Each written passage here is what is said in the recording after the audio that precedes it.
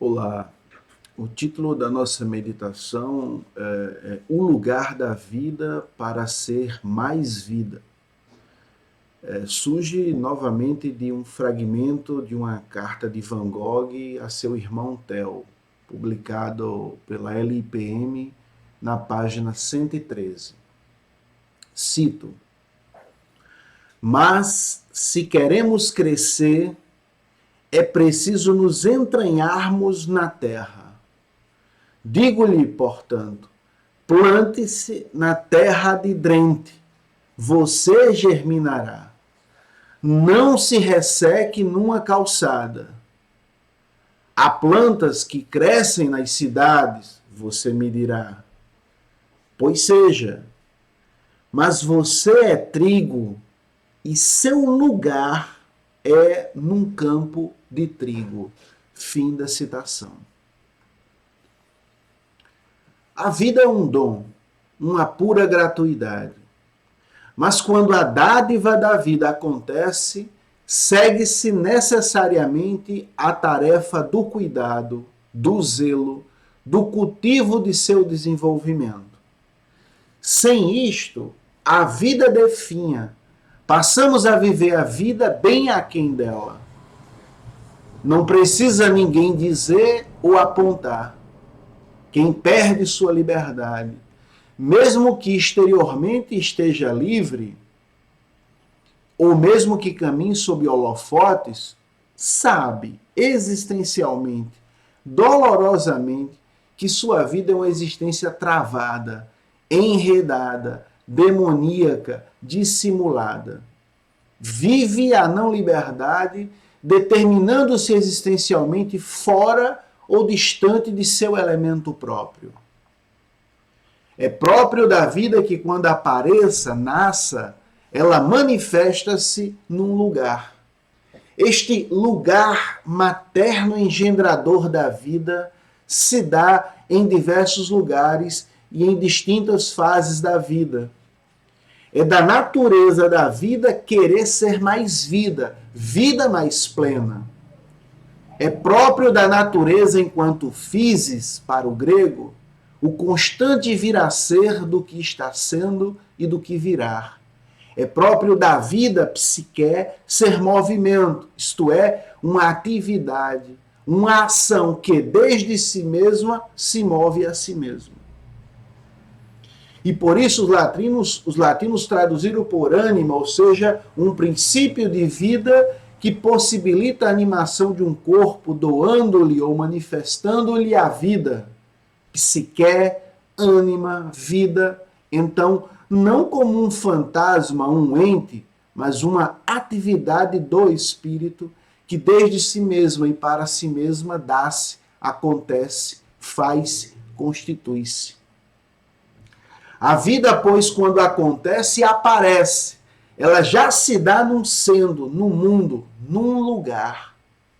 Os conhecimentos que se ocupam de conhecer, de connaître, quer dizer, de nascer junto, acompanhando e vendo a articulação de physis, natureza, e psique, vida, desde sua gênese, sua origem, é o pensar, a linguagem filosófica, o poetar, linguagem poética ou artística, e o crer, a linguagem do sagrado. Embora tematizem o mesmo, não dizem absolutamente da mesma forma. Tornam visível, através da linguagem, a mesmidade da origem, mas em linguagens distintas.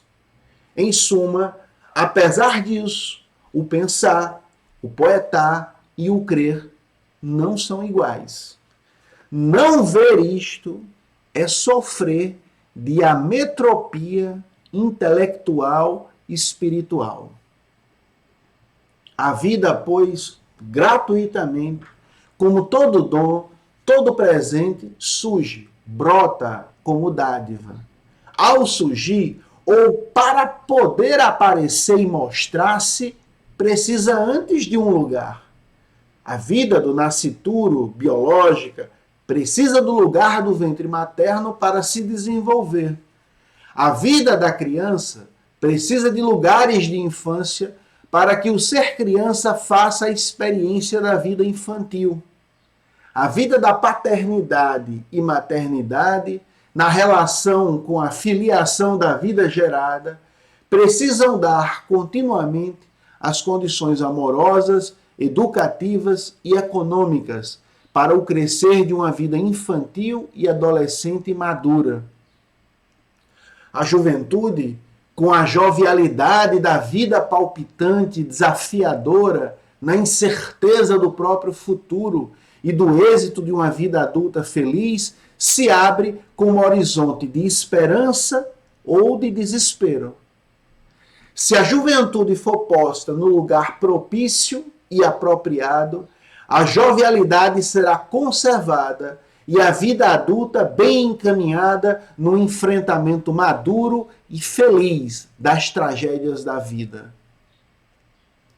A vida do homem e da mulher madura abraça com alegria a velhice, sem nostalgia pela juventude perdida, porque, não obstante as limitações da idade, vive mais na jovialidade do espírito do que nos obstáculos do corpo enrijecido e esquecidiço.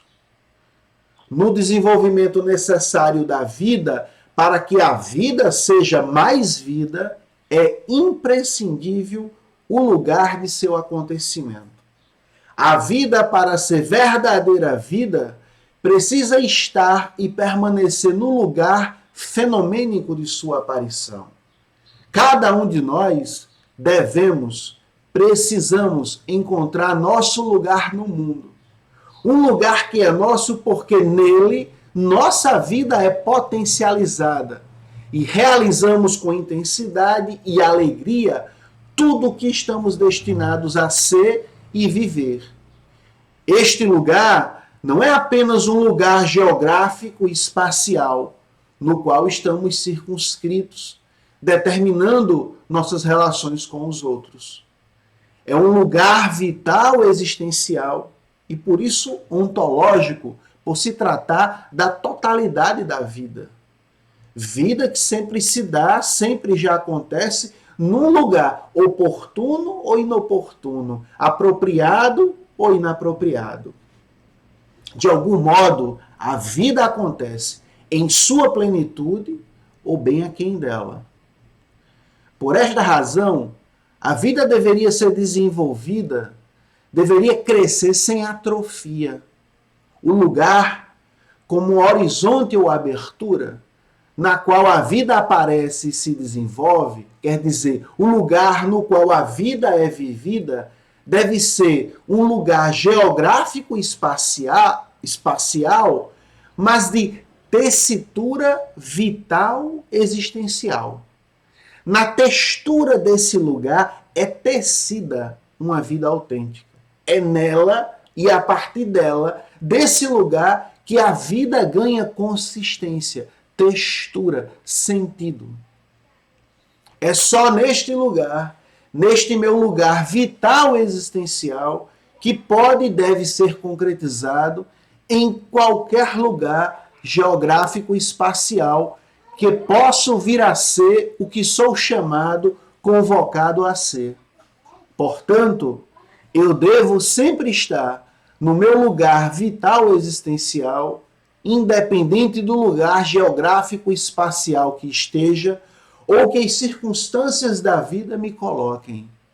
Infeliz do homem quando precisa estar num lugar geográfico e espacial, negando o seu lugar vital existencial. Este ou esta não vive, sucumbe. Uma planta de sombra, uma zamioculca, por mais bela que seja em seu brilho esverdeado e encantador, posta no sol, perde sua cor, amarela. A beleza se esvai, porque ela, não estando em seu lugar, perde seu vigor, seu viço, sua energia, sua força, sua vida, seu brilho. O mesmo ocorre se, ao contrário, colocarmos em sombra total, trevas, uma roseira toda amostrada que se mostra com suas rosas vermelhas, evidenciando sua beleza e espargindo perfumes sedutores, perderá as pétalas, não terá mais perfumes e não irá mais florir. É preciso, então, estar no lugar que nos é próprio para tornarmos o que devemos vir a ser, brilharmos, espargirmos perfumes, florir, frutificar, ou mesmo que numa vida escondida, como uma violeta, é preciso estar no seu lugar para que embeleze com sua humilde e discreta presença. O homem ou mulher que não está no lugar que lhe é próprio pode, na decadência, não destruindo o corpo de pecado, como diz Paulo em Romanos 6,6, cristalizado e sedimentado, se apegar a este lugar como sendo seu. Embora não produza, não brilhe, não cheire, não frutifique, ele ou ela marca a sua presença com suas velhas raízes fincadas no solo. Protege como bicho irracional este lugar, apesar de sua anorexia intelectual e espiritual. Aqui nos deparamos com o fenômeno designado por Kierkegaard da aespiritualidade. O indivíduo demoníaco, na não-liberdade, não larga o osso, mesmo sem tutano, e insiste e persiste, dissimulando sua existência nesse lugar. De fato, faz muitas coisas, fala mais do que deveria, como se possuísse o espírito, a autenticidade, mas ele, no fundo, sabendo que não tem, camufla, dissimula para que não perca o que julga possuir. A vida, a existência, não tem leveza e alegria. Não é um homem ou mulher expropriado, desprendido. É um desesperado, por mais famoso que seja, ou que tenha realizado grandes feitos, como o Kierkegaard desenvolve em A Doença para a Morte. Luta o tempo todo, vive na suspeita de tudo, quer controlar a terra, o solo, o ambiente. Tudo é calculado. O mínimo movimento precisa ser antes combinado com os de sua espécie demoníaca.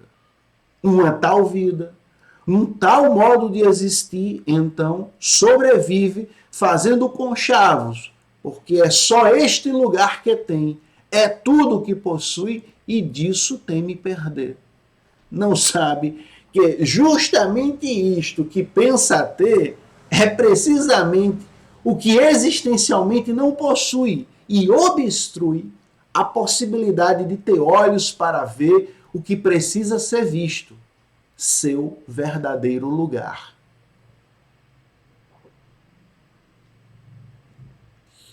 Na história da salvação, o lugar também é importante para a vida tornar-se mais vida. As epifanias do sagrado se dão num determinado lugar, singularizado após essa revelação. As revelações de Deus no Antigo e no Novo Testamento se dão em lugares que são especiais ou tornaram-se tais justo por uma epifania. Os interlocutores de Deus, os profetas, José, Maria, estão existencialmente nos lugares que a eles estão destinados ou que Deus solicite que estejam. Vai, sai da tua terra, lugar, e vai para um lugar que vou te mostrar. Levanta-te, José, toma o menino, sai deste lugar e vai para o Egito, outra terra, outro lugar. O lugar é um mistério, porque é nele que a vida se realiza, ou fica sendo protelada, gerando muitos distúrbios, patologias, ou tão somente provoca uma projeção que torna uma personalidade controladora, autoritária e rancorosa. O lugar é o horizonte ou a abertura existencial no qual minha vida pode chegar à plenitude. Quer dizer, ser e tornar-se uma vida vital, existencial, e não apenas uma vida que ocupa um lugar num determinado espaço qualquer, sem que isto qualifique a minha vida. O lugar é como uma bigorna que forja no fogo da provação os homens e mulheres autênticos, os epifenômenos da vida de Deus em vidas singulares de gente do cotidiano. Às vezes, portanto, é preciso sair do lugar no qual estamos e ir para o deserto, como João Batista, como Cristo, antes da missão pública, dos padres e madres do deserto, para enfrentar o demônio, superar nossas subjetividades, conhecer e lutar com o nosso ego. Depois de derramar o sangue nesse martírio incruento e então reordenando a própria vida, é possível voltar para o lugar que estava antes, porque o modo de ocupar este lugar será agora determinado pelo lugar vital existencial, quer dizer, profético. É preciso, pois, em qualquer lugar que se esteja, ou que sejamos colocados, ou mesmo forçados a estar, é preciso instaurar uma relação com este lugar desde a escuta e obediência do ser, do sagrado. Deixar os demoníacos tagarelarem, fazendo o esforço de um retiro, de uma higiene intelectual e espiritual para fazer ouvido de mercador, apenas ouvindo o verbo que no silêncio da solidão interior comunica-se para sermos capazes de realizar e cumprir algo através das obras.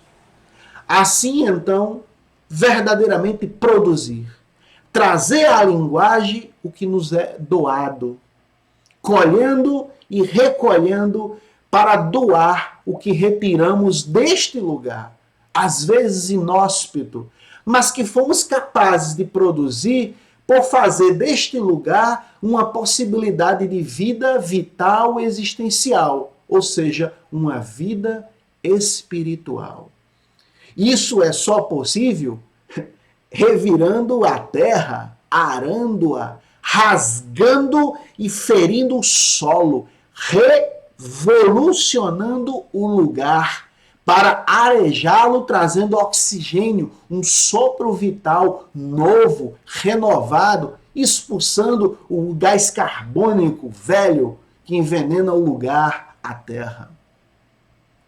Vida atrai e traz vida, verdejando de esperança o lugar, transformando-o em paisagem amorosa que com fé e paciência expulsa todo o desespero. O lugar geográfico espacial, tornando-se um lugar vital existencial como nosso lugar próprio, vivendo em nosso elemento, é a descoberta e conquista de que o reino de Deus está dentro de nós. Essa é a luz que salva e redime uma existência. É a fé do carvoeiro, dos mineiros, tão conhecido de Van Gogh, que passando o dia todo dentro da mina, entranhados na terra, passando o dia todo na escuridão, em trabalho pesado, duro e ganhando tão pouco, sentindo a falta de luz, e por isso esses mineiros, carvoeiros, sabem reconhecê-la, valorizá-la e apreciá-la quando a veem no retorno alegre para casa, apesar de exaustos, esgotados e, às vezes, feridos. Retomemos o conselho de Van Gogh para seu irmão. Cito: mas, se queremos crescer, é preciso nos entranharmos na terra. Digo-lhe, portanto, plante-se na terra adidrente, você germinará. Não se resseque numa calçada. Há plantas que crescem nas cidades, você me dirá, pois seja, mas você é trigo, e seu lugar é num campo de trigo. Fim da citação. Se queremos crescer sabiamente, sem atrofias ou deficiências, então devemos nos entranharmos na terra. Devemos fincar raízes. Precisamos entrar, melhor entranharmos, submergir até as vísceras na origem de nosso lugar. Nosso lugar como terra, que possibilita a superfície das manifestações do que gera, do que sai do lugar, do que vem à vida. Não perder a vida no que aparece, naquilo que é visto, no que os homens em sua vaidade gostam de colher e em sua generosidade egoísta oferecem como se deles proviessem. Antes, entranhar-se, entrar na obscuridade da terra, solidão, silêncio, do que salvaguarda a origem, habitar na terra. A terra telúrica como lugar de arqué, de origem. A fecundidade da terra como sendo fonte de onde o homem autêntico produz, cultiva o espírito e oferece gratuitamente como a vida que antes recebeu. Ele não é dono, não é senhor do real, não calcula, não manipula o real e as situações. É um servo que escuta e obedece. E então faz, pensa, escreve, medita, vive, alegra-se. Mas é livre de tudo isso porque é um homem expropriado, sem nada de próprio, desprendido, pobre e então sereno. O homem inautêntico, ao contrário, fala mais do que deveria, promete mais do que é capaz de produzir. Este, não obstante sua floração, não frutifica. Como alerta Van Gogh, esses ressecam na calçada, se queimam, perdem o viço. Mas quem é trigo não deve insistir ou entrar no jogo de querer florir numa calçada, por mais atraente e aparentemente sólida que seja. Quem é trigo deve estar num campo de trigo. Este é o lugar vital existencial, ou seja, espiritual, dos profetas, dos filósofos. Campo de trigo, para ser dádiva do pão triturado, que faz partilha silenciosa em obras de amor para aplacar a fome de verdade dos homens. Paz e bem a todos e a todas.